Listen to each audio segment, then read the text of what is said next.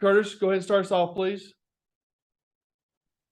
Hey, Coach, I'm just curious what the mindset or the message is as you turn the page, from the end of the regular season. Maybe you didn't finish up the way you wanted to, but, postseason play is kind of an entirely new set of opportunities.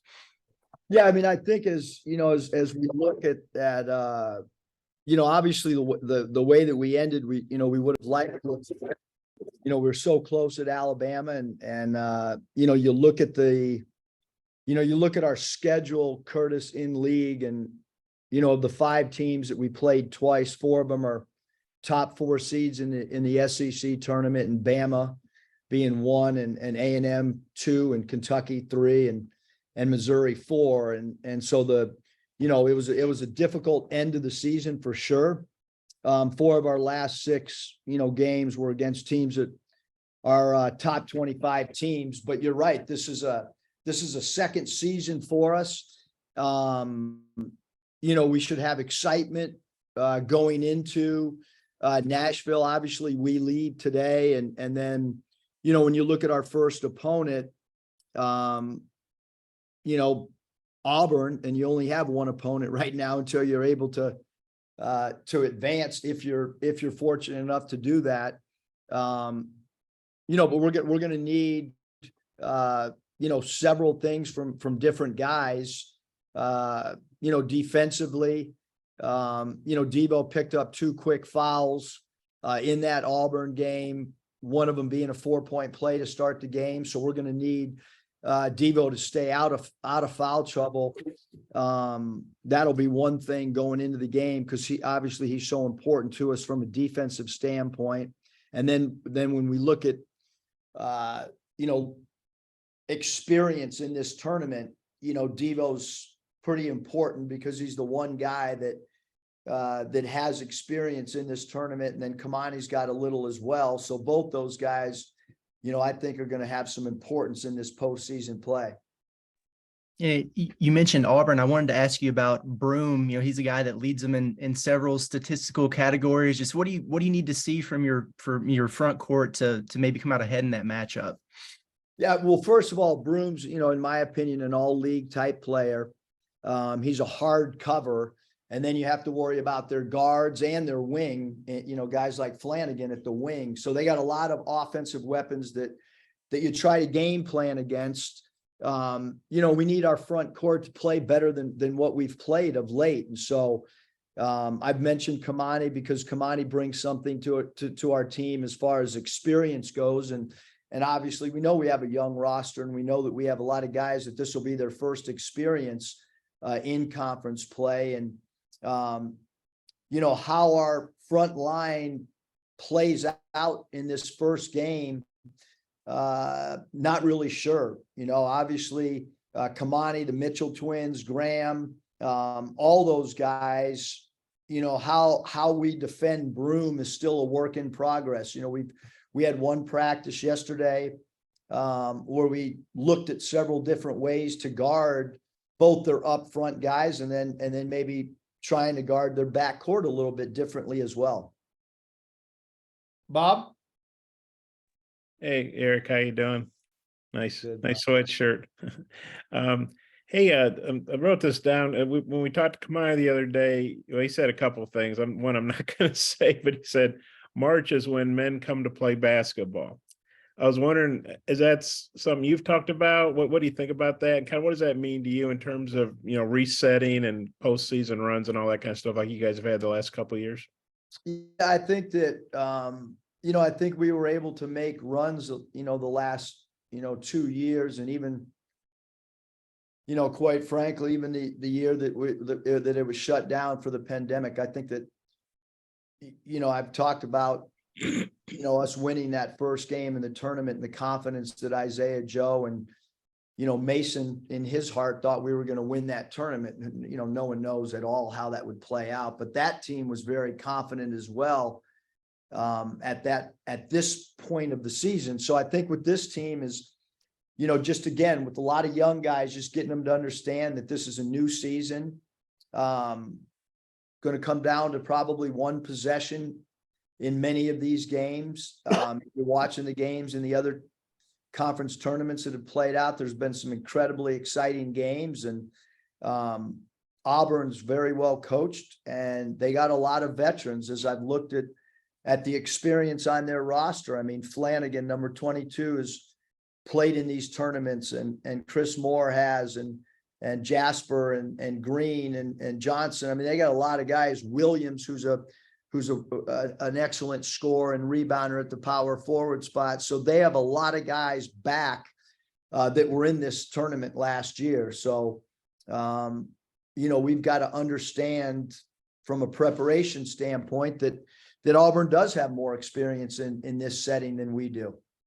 And you mentioned Flanagan. He's obviously an Arkansas kid, and he signed with Auburn before you were even in. You were at Nevada when he did that. But I know before the last game, he talked about being motivated because Arkansas didn't offer him. Like I said, that was a previous staff, and I know you recruited more, but he talked about being motivated because Arkansas fans got mad at him when he signed with Auburn. I guess guys are always looking for stuff. Well, Flanagan in particular is a real veteran player. Well, what you thought of his season, and then Chris Moore as well, and maybe the extra motivation Arkansas kids have to play the Razorbacks? Yeah, I mean, I think for sure, with Flanagan, I mean, since I've been in the league, I think he's an incredible player. I think he's got potential to play at the next level because of his versatility.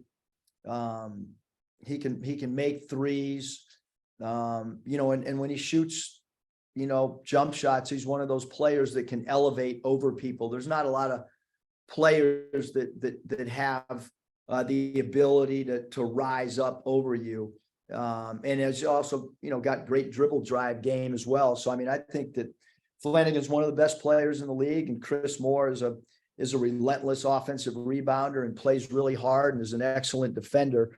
And this is a deep team. I mean, Auburn's a really, really deep team. They were in the top 20 for a lot of the year. So hard game to play, in your first game in a conference tournament. And free throws, I guess I've asked you a lot about them lately, and there's only probably so much you can do. But that game at Auburn, you guys lost by 13. You missed 13 free throws. I know you're probably not going to hit 32 for 32. That's not realistic. But that's the first time I kind of remember free throws, coming into play, kind of rearing that ugly head. And it's been, you've had some games you shot them great. And you've had, recently it's been a struggle. Kind of what are you seeing there? And it seemed like y'all shot them better early in the year. Do you think guys are pressing, or is it because, the SEC games are tougher, or what do you think's been going on? Because it's like 4 games in a row now.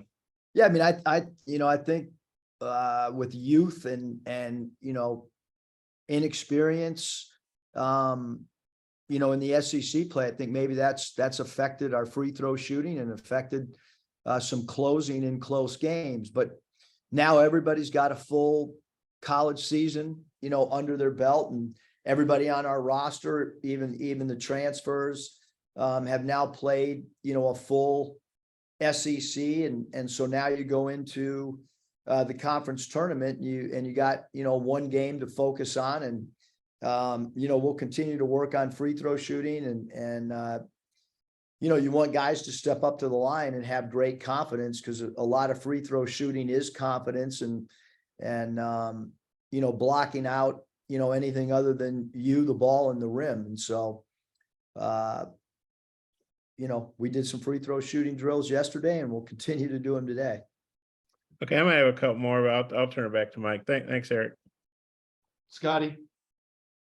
Yeah, Eric, on Saturday you mentioned Kentucky's DHO game bothered y'all. I'm curious, what are the keys to defending those a bit more effectively?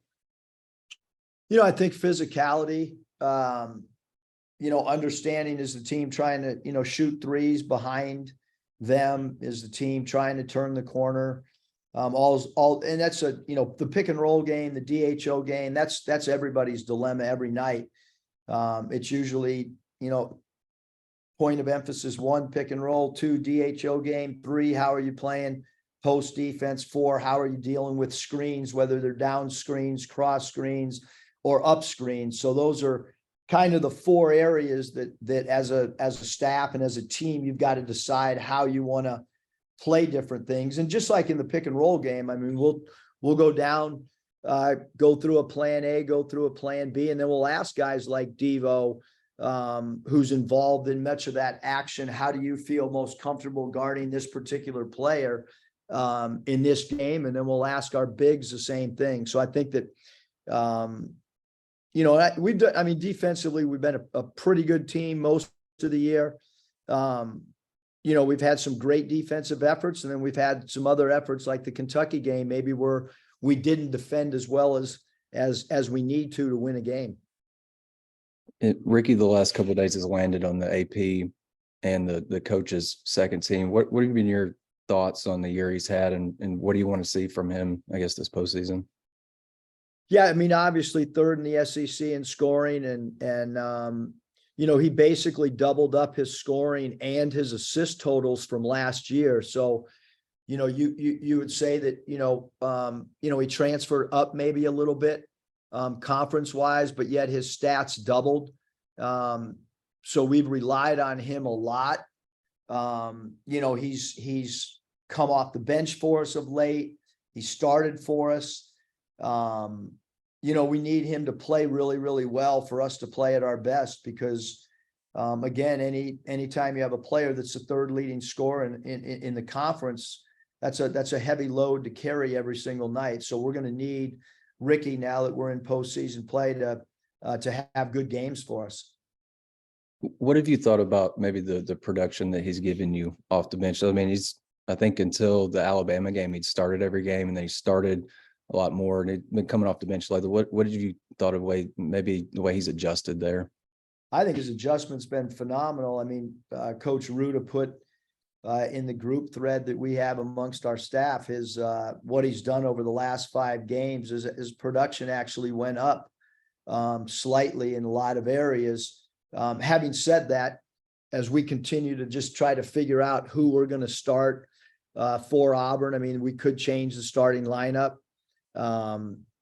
We're still talking to the team about matchups, but his productivity, you know, surprisingly, and whether he started or not, I think he played 35 minutes or whatever against Kentucky. So 35 minutes is starter minutes. And I think Ricky understands that whatever role we ask him, whether it's coming off the bench or whatever, he's been a heavy minute player and a heavy production minute guy for us. Bob, you got your follow-up ready?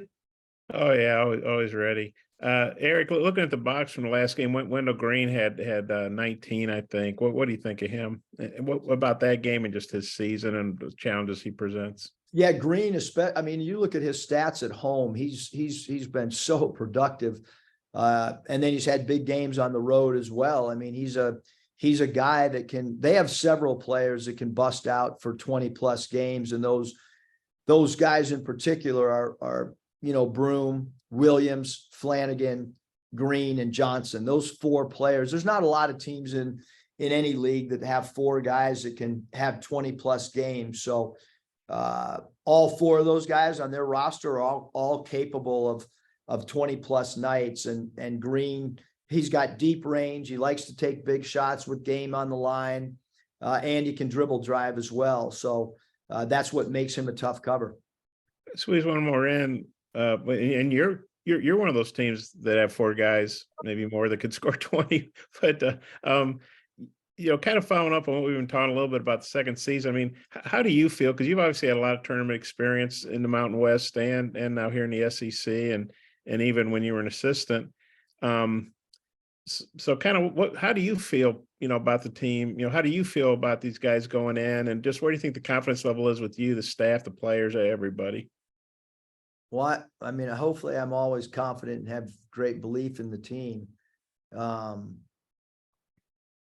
You know, I mean, I'm not taking any shots. I mean, you know, we need the team to feel confident. We need the team to believe that we can win. And I think that this team has that. I mean, I thought yesterday's practice was good.